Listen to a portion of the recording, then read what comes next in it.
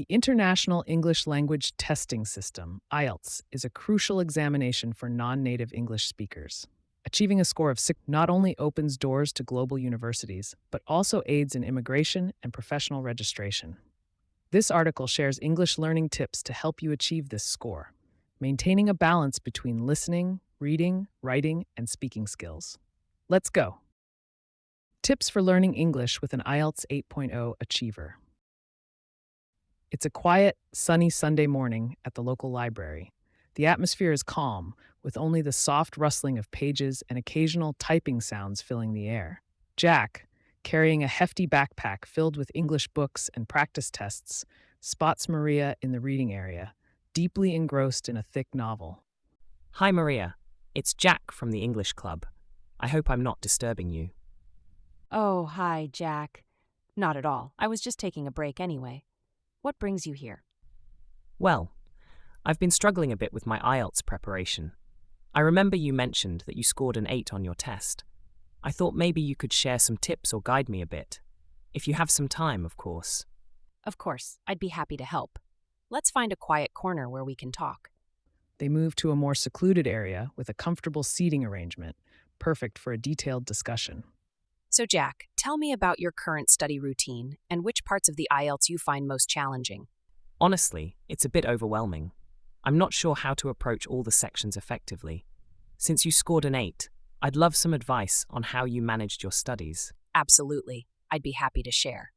Let's start with listening, since it's foundational.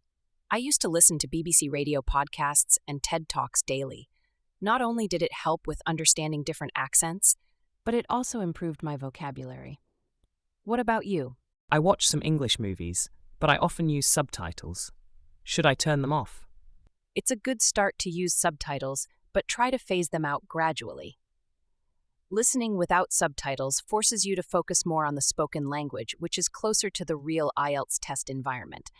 That makes sense. It's a bit intimidating, though. I feel like without subtitles, I might lose the whole context of what's being said. How did you manage that transition? I totally understand that concern. It's a common challenge.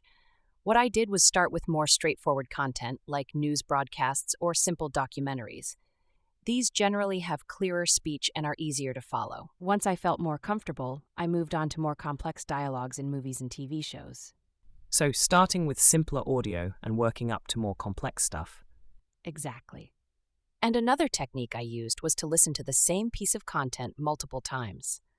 First, you watch with subtitles to understand the content fully, then watch again without subtitles to train your ears. That sounds like a useful approach. Do you think it's also helpful to listen to English songs? Absolutely. Listening to songs can be a fun way to improve your listening skills. Lyrics often use colloquial language and expressions used in everyday conversation. Plus, music can make it easier to remember phrases and vocabulary. I've tried that, but sometimes the lyrics are too fast or use a lot of slang. It gets confusing. Yes, that can happen. It's important to choose songs that are not too fast or complex at the beginning. Maybe start with slower, clearer songs. And you can always look up the lyrics online to help understand them better. Good idea. What about podcasts or audiobooks? Do you use them as well? Definitely. Podcasts are especially great because they cover every imaginable topic. You can choose ones that match your interests, which makes listening feel less like study and more like leisure. Audiobooks are excellent for more structured listening practice since they are clear and well enunciated. How long should I practice listening each day? I'd say aim for at least 30 minutes to an hour of active listening daily. If you can integrate it naturally into your day, like listening to a podcast during your commute or an audiobook while you're cooking, even better. Do you have any favorite podcasts or audiobooks that you could recommend? The key is consistency. For podcasts, you might like The English We Speak from the BBC. It's short and focuses on one phrase or expression each episode. As for audiobooks, starting with something like Harry Potter read by Stephen Fry could be enjoyable. His narration is clear and engaging.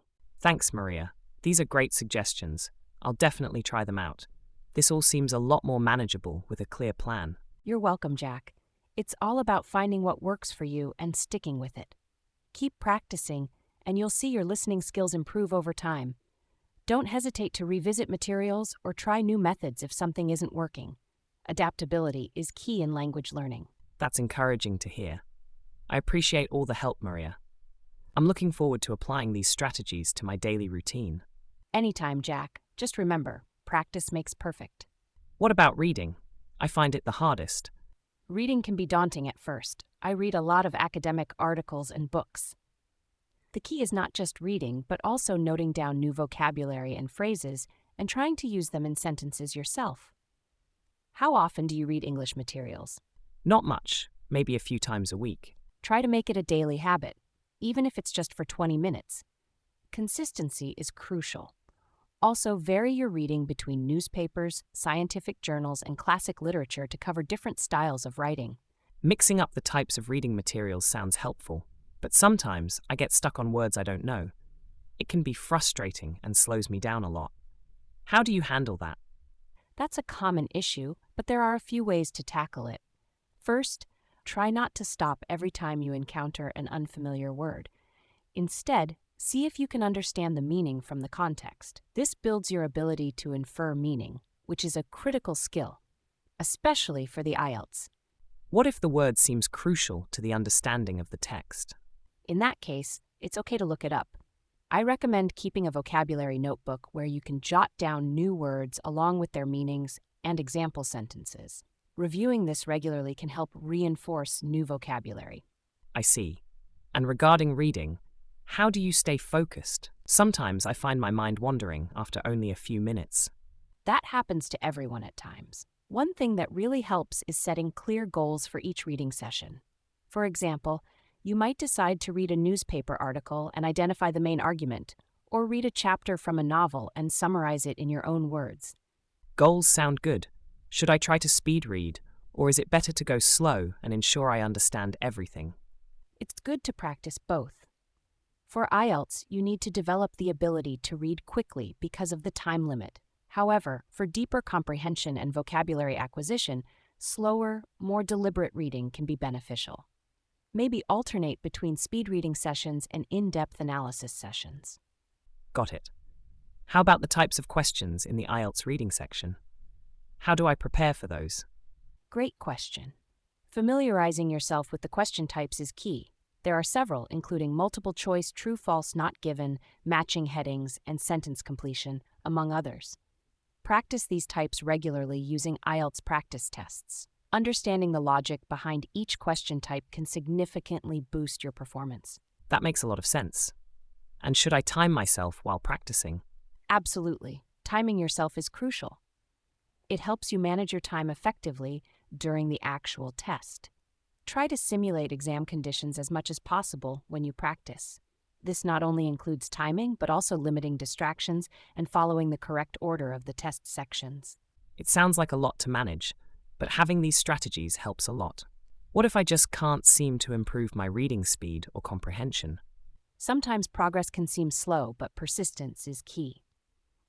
Also, consider varying your practice materials. If you're only reading books, try switching to articles or essays. Different texts offer different challenges, and don't hesitate to ask for help, whether it's a teacher, a tutor, or even a study group. Thank you, Maria. I hadn't thought about joining a study group. That could give me more perspectives and motivation. Definitely. And remember, reading should also be enjoyable. Try to pick materials that interest you whenever possible. It can make a big difference in how much you engage with the text and retain information. I'll keep that in mind. Thanks for all the advice, Maria. I feel more prepared and motivated now. You're welcome, Jack. Keep practicing and let me know how it goes. Good luck. Got it. And for writing? For writing, I practiced a lot by summarizing the articles I read or writing my opinion about them. You could start a blog or a journal. It's important to get feedback too, so maybe submit your writings to a teacher or an online forum. I'll try that. Speaking is another big challenge for me. That's great. Writing regularly will definitely help improve your structure and expression. But let's talk about speaking, since it's also a challenge for you. How do you usually practice? Well, I don't get many chances to speak English outside of my classes. I guess I'm a bit nervous about making mistakes and feeling embarrassed. That's completely normal. Many learners feel that way. A good strategy might be to start in a less intimidating environment. Have you tried speaking in front of a mirror or recording your own voice? I've thought about recording myself, but I haven't actually tried it yet. How does that help? Recording yourself can be really beneficial. It allows you to hear your own pronunciation and identify areas for improvement. You can also play your recordings to a teacher or a friend who can give you constructive feedback. That sounds like a good idea. I'll need to build up a bit of courage to listen to myself, though. It takes a bit of getting used to, but it's worth it. Also, consider joining online speaking clubs or language exchange apps. They can provide a safe space to practice with peers who are also learning. Joining a speaking club sounds like a fun way to practice. It might help with my confidence, too. Exactly.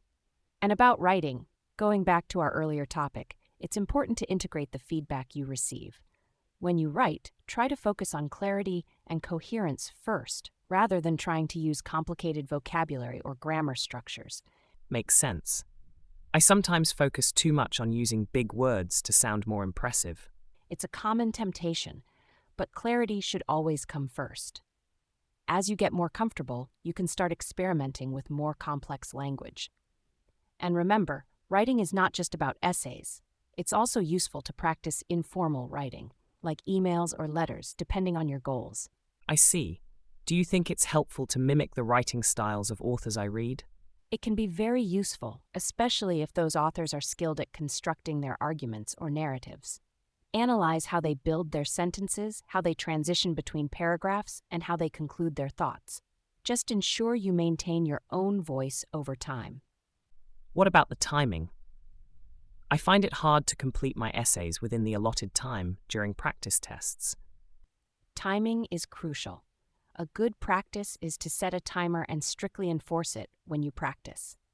Start by outlining your essay quickly. Spend the bulk of your time writing, and leave a few minutes at the end to review and make any necessary edits. That's helpful. I need to work on speeding up my outlining process. It gets easier with practice.